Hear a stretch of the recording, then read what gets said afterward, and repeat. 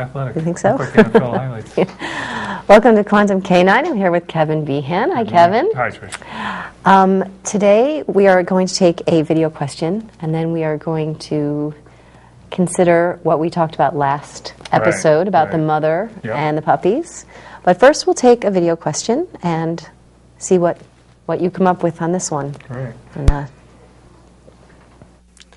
Kevin, I have a question. Why does my dog keep biting his leg? He got hit a couple of years ago, so...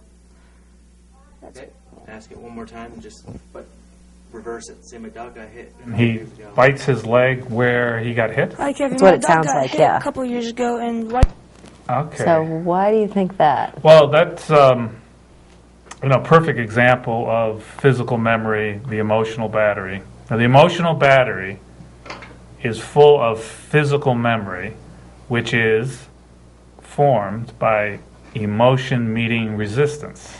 You mean an experience, like a car hitting a That- leg? That would be a huge input of physical memory. That's what unresolved you energy. mean by, what did you say? Energy meeting resistance? Right. So Okay. let's say the dog is crossing the street, he's hanging out, or he's chasing a ball into the street. However much energy was in his system at that second, adding the car energy at the same time, that gets compressed and stored in his body as a physical memory of that moment. And what's interesting about physical memory is it's triggered by the point in the body that was the focus point. Oh, like the leg. Like the leg. And normally, most experiences are triggered by eye contact because that's how energy gets into the battery normally.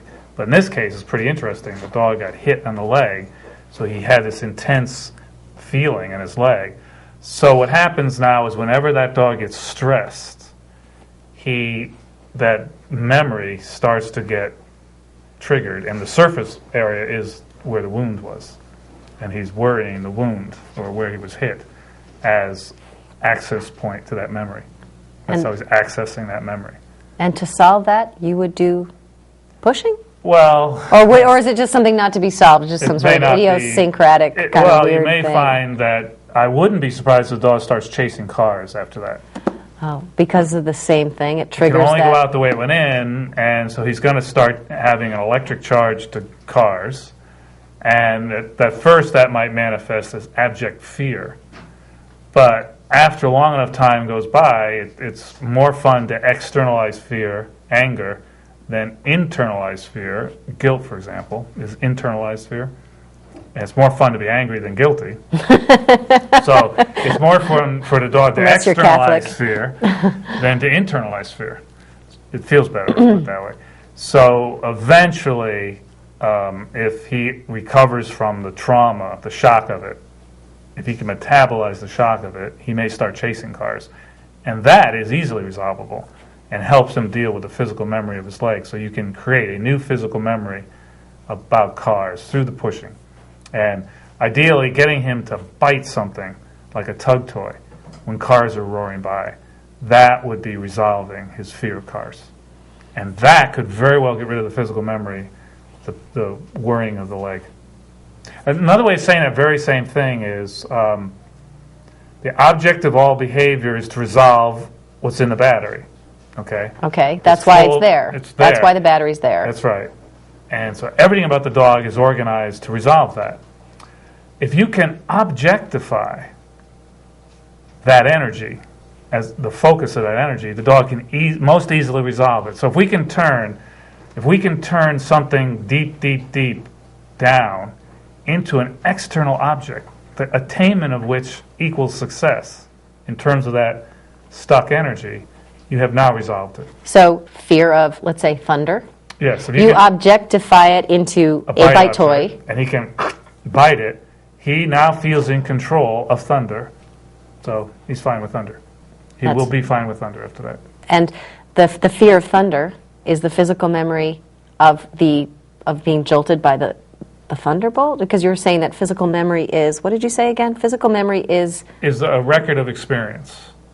So the dog gets So like scared when by a dog something? is doing something, he's expressing emotion into action.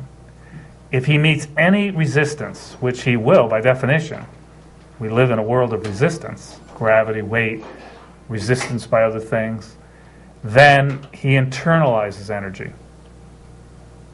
And now that builds up in the battery, and he needs then a trigger to get it out.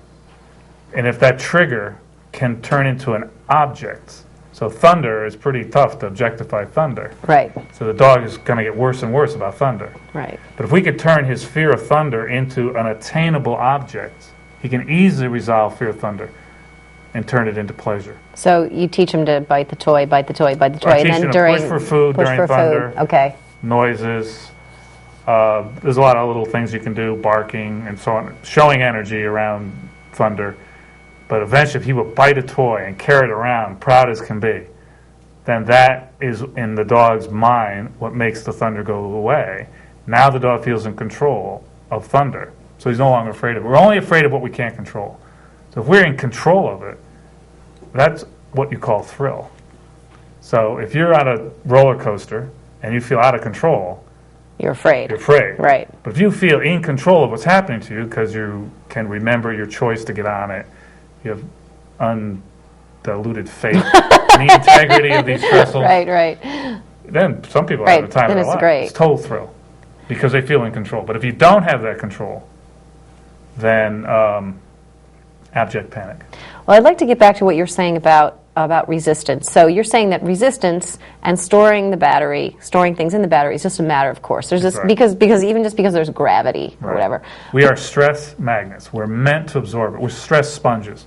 We're meant to soak it up because everywhere we go, we meet with resistance. And it sounds to me like what we've talked about before is that a lot of problem behaviors with dogs is because they're meeting so much resistance from their owners, are piling on too much resistance? Well, what they're doing is they are overstimulating the dog, and there's no resistance for him to overpower, so he's got to hold it in. There's nothing for him to do. There's nothing for him to do with all that energy. Because you're just except going bounce off the walls. Because you're going, nice puppy, puppy, puppy, Yeah, that he's kind of getting stuff, all this right? positive reinforcement, Yay, which everything's is great. energy. Right. Eventually, it meets resistance, and it has to get stored. So this positive is actually filling up the battery. It's just be like going to your computer, like when you're in the old. I don't know much computer analogy, but yeah, I remember in the old days, you used to go on the internet and you created a little file unbeknownst to you. Maybe that's called a cookie or something, and it would store up on your hard drive. And after a while, your machine doesn't work because it built every outing into the world on the internet built up a file registry, and you filled up the hard drives. Because back in the days when hard drives weren't very big. And I can remember the computer stopping. I had no idea because I was hardly doing anything. But the kids were on the line. Right. And then I looked. It said I had no hard drive capacity left, so it crashed. And that's what we're doing with dogs. Right. Every day we're giving them so much. We're amping them up. There's nothing for them to do. There's no resistance for them to overpower because everyone's being nice to them. Therefore, they hit the crash threshold just like the dog's being traumatized. So it's the same thing, and that's why your model, your way of raising a puppy, to some people seems almost neglectful. Yeah. And I get that a lot because I raise my puppy the way you tell me. Right. But they're not being stimulated. Right. And only when there's something constructive to do with it. So you're saying they get stimulated and then you give them something to bite, like a toy or most of the human contact, they're outside, they're outdoors. Right. It doesn't feel like compression. In the woods, they're not bouncing off the walls because people are exciting them indoors.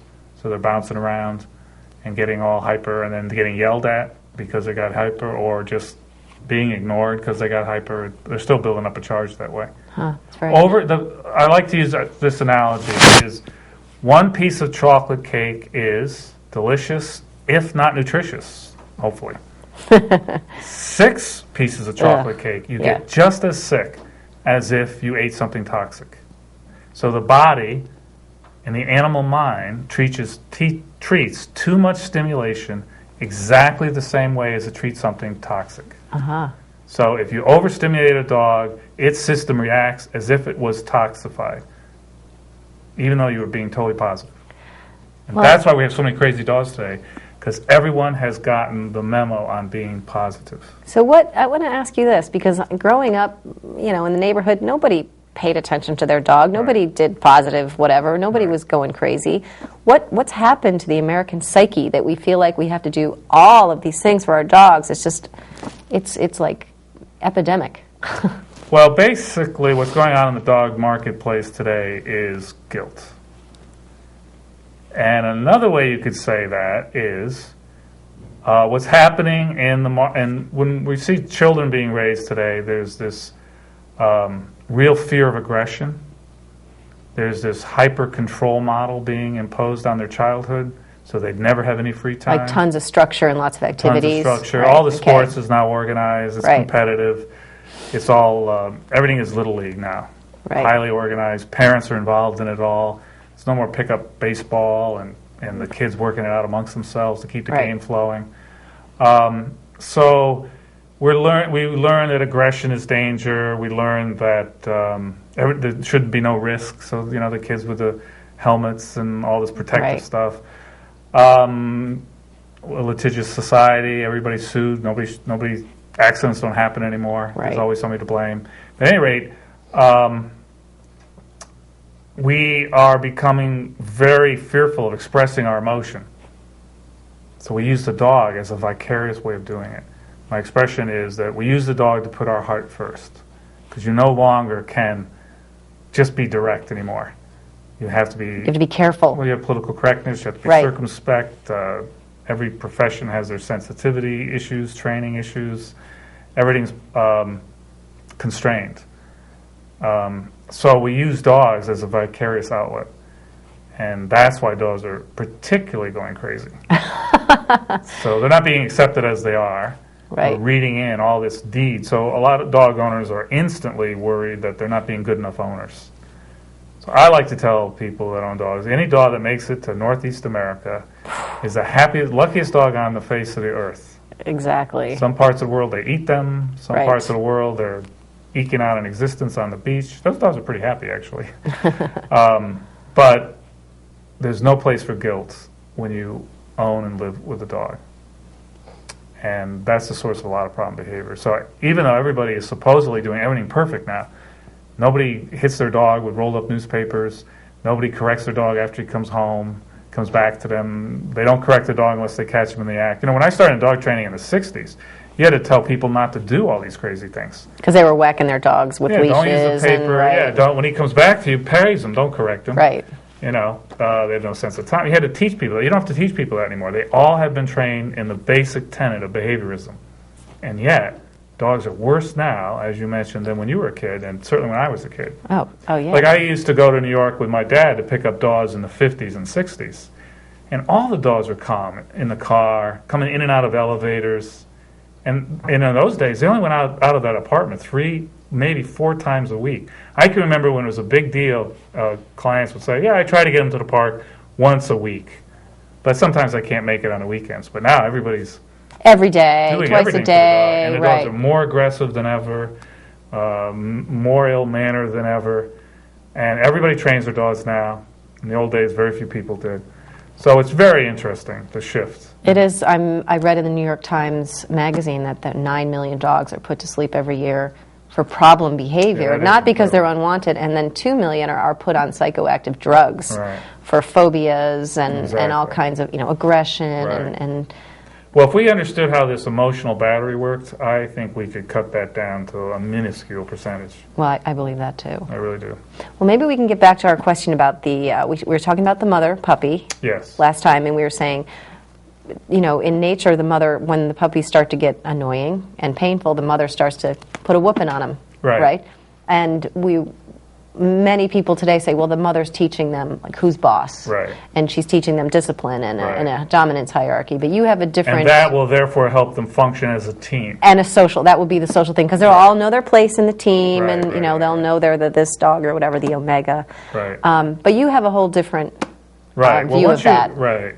Once you put it through the battery, you learn a whole different model, a whole different approach. So I can remember once I was working with a client. It was about a 5-year-old shepherd, and he was hunting the streets of Stamford, Connecticut for miniature schnauzers. He loved all other dogs, but he would kill a miniature schnauzer. Only miniature schnauzers. Wow. Little poodles, Cairn terriers, big poodles, big shepherds, no problem. But miniature schnauzer would kill him. So in the course of talking with a woman, of course, it came out that he had been attacked twice by, guess what? 2 separate miniature schnauzers. I mean, what are the odds of that? When he was a puppy? When he was a little puppy. Right. Okay. She took him out, and boom, twice he got nailed by a miniature schnauzer. So that's a perfect example of it can only go out the way it went in. So his nerves got tuned to miniature schnauzer as the frequency that can resolve his unresolved energy, just like the 2 compatible cell phones we talked about. Right. You know, they ring in their presence. Right. Bing-ling-ling. Okay, this is your opportunity to resolve unresolved energy. So what the mother wolf is actually teaching the cubs is when she puts a whooping on them, and they get terrified. Now look at their relative proportions. The cub is a little tiny puppy. The mother is 2.5 feet tall, 3 at the head. Maybe she holds her head up. So the puppies are looking up at the mother. And then they go and they lick her lips, and she regurgitates for them and is supposedly appeased by that.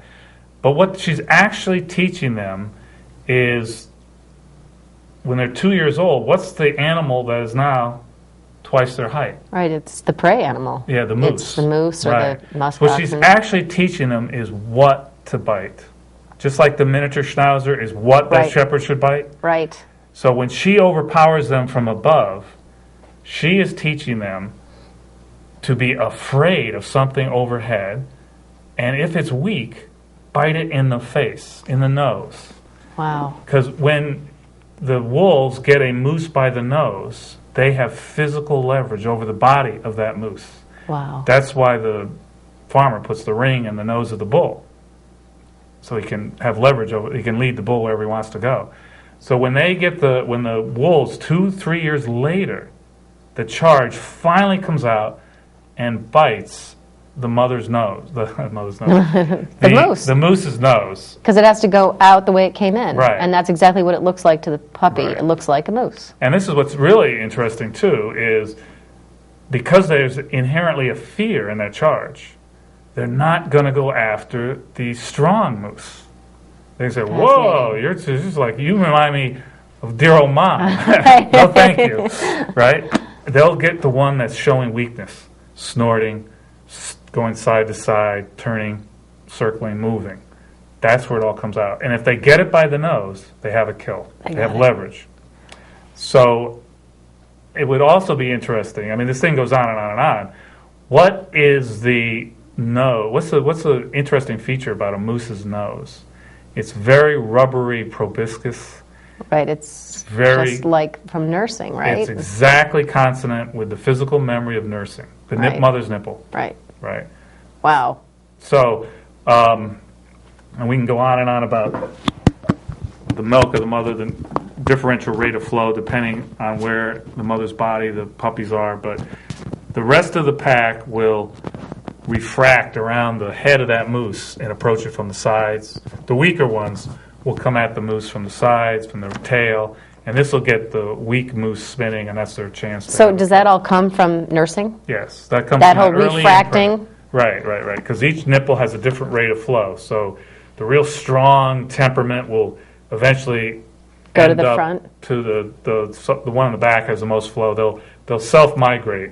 So the weaker ones have got more than they need, and they'll end up at the back, the lesser flow, and they'll sort themselves out. And they are refracting, just like they all want that nipple of the moose's nose, but then they refract because that's too strong for some of them. So they Wow. go to the rear of the moose. That gets the moose spinning. And if they can confuse the moose, they have a chance. But 'Cause they can't physically overpower it. They have to emotionally overpower it. And they evolved a high emotional capacity. So anyhow, the idea that the mother is teaching respect is incorrect. She's imprinting fear. And it can only, but that's perfect because it puts the wolf into its right ecological niche. So it doesn't kill the strong. It won't Moose. worry the strong, Right, it won't waste right. its own energy, it won't waste their Right, energy. right. It gets the ones that aren't in sexual breeding, the young, the old, the injured, the diseased. Perfect. But in our world, it's not perfect because we always want our dog to be attracted to us no matter what. So in the wolf situation, their instincts are guiding them to the path of least resistance. Only go after the safe moose. Don't cooperate too much around strong moose. Right. Only weak moose can you really cooperate. Can you refract, exactly, confuse it, work right. as a team? Okay. Right. But we, the human, are always the path of highest resistance. And we want them to be most cooperative in our presence. We always want them to do the hardest thing. Don't chase that rabbit, stay with me. Don't leave the yard, hang out all day. Don't chase cars, don't bark now, bark here, bark there, don't do that. So is that why it's really important to teach them to overcome resistance through the pushing exercise? That brings us back to the pushing exercise. That's really, yeah. And we could show a clip right now. You brought our dog this morning, and we taped you in the parking lot doing the pushing exercise again. And now that we've sort of come full circle around it, we'll watch that clip. And I'll narrate over it. Yeah, you can tell us what's going on here.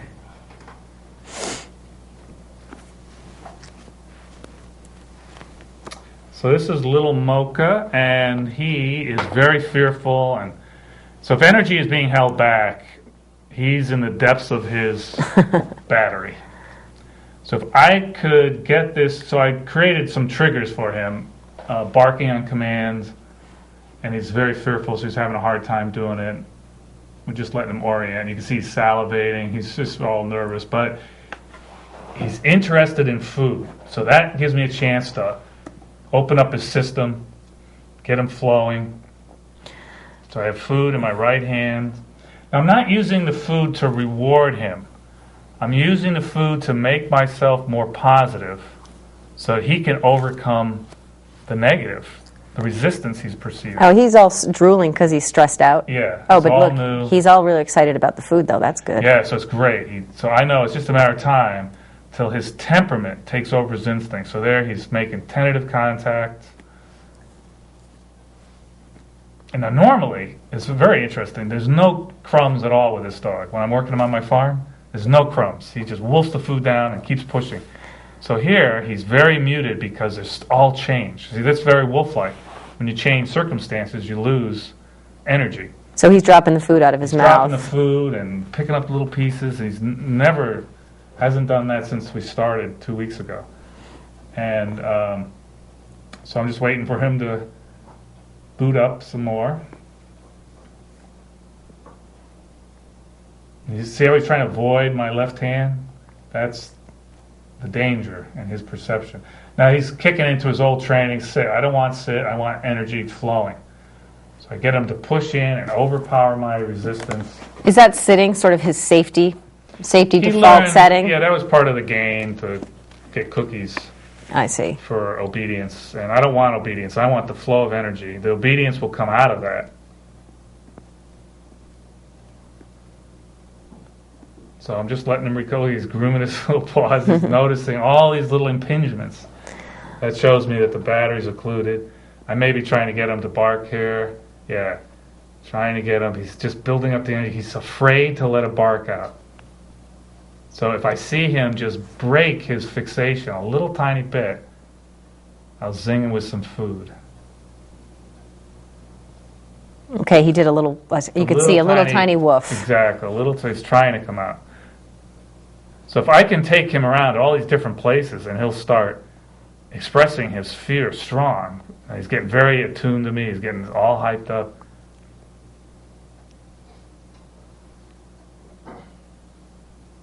He's standing, he's afraid to let that bark out. Look at he's stamping his feet. He's doing all these preparatory things, but the fear makes him, it's sort of like a shy child in class is afraid to raise their hand. Once they raise their hand, the teacher says, yeah, that's good point. Then they all of a sudden feel great because they expressed fear. Right. Along with their question came out the fear that was holding it down. So getting a dog to bark in a new situation in a coherent way is very therapeutic. Bark on command, you mean? Right. So this is the incipient behaviors. And we're going to, little by little, as more energy gets out, I'm going to make it more complicated. The more complicated we can make the flow of energy, by definition, we're turning it into social energy. You're still trying to get him to bark? Yeah. Looks like. And that helps to make energy. like you say, has to get that fear out of his system. So everything that's in the battery is there due to fear. The only reason we hold back, there's two reasons why we hold back energy. 99.99% of the time is due to fear. The other time we do is when we can feel more energy by holding back. I call that potential energy. Huh. And that's the strongest motivation is potential energy.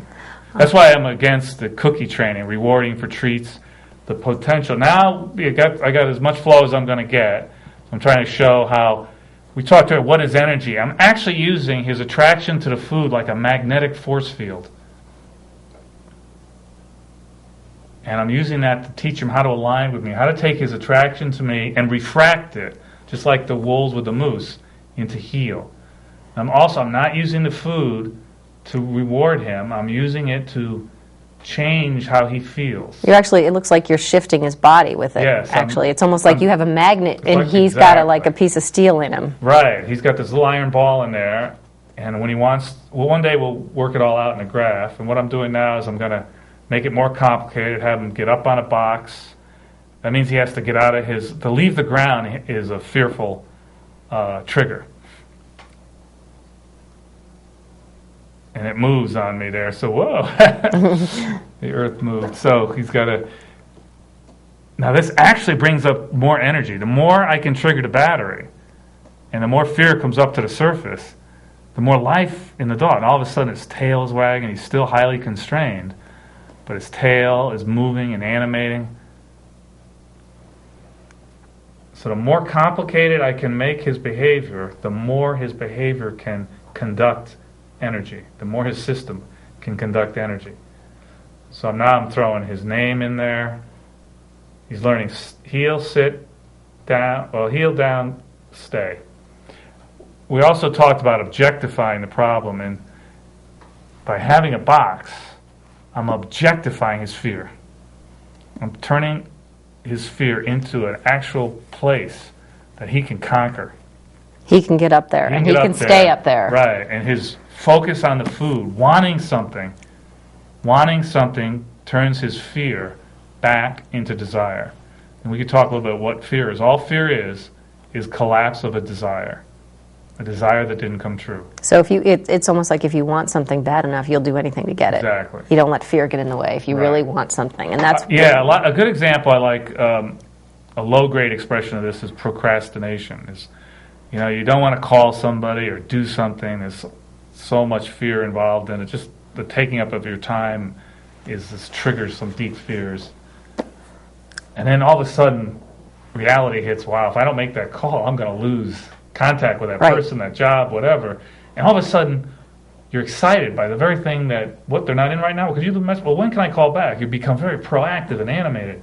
And you're turning your fear into an actual object, making contact with that person or attaining that goal.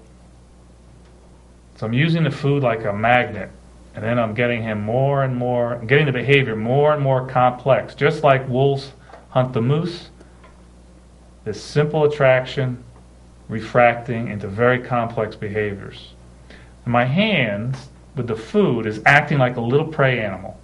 So my left when you wiggle hand, it, you mean? When you're wiggling your hand? Yeah, my right hand. My left hand is like the antlers of the moose. Now I open my hands, access open, put a burden on him. He has to sit to get the food. He has to walk composed. Get him to bend his body. We're just learning the bending part. And you can see by making the behavior more and more complicated, he's getting more and more energized. He's feeling more and more in control of the situation. Before we got out, he was all shut down. He's definitely looking a lot more open now and expressive. And he's starting to feel he's in control. Now, how does a dog perceive being in control? Simply by if he feels wanting something. If he feels a want for something, he feels in control. That's as simple as that. If he wants something in that moment, he feels in control of what's happening. Well, there's a lot of times where, like we were talking before about the stimulation, we're stimulating the dog, but we're not giving them anything to want. Right. We're not giving them an object we to pour desire. on our praise. And what we have to understand is is energy does work in nature. It does the work of evolution, i.e. overcoming resistance to make new energy. So when we're laying on all this praise and all this guilt, there's no purpose to it from evolution Right. point of view. There's no reason for it. Yeah, and so the dogs get confused, and that leads them to their own alternative outlets. Those are what we call problem behaviors. Well, thank you for explaining the workings of the universe once again to our audience. Glad to be of service to the universe. Thank you. That's all for today, and we'll see you next time on Quantum Canine.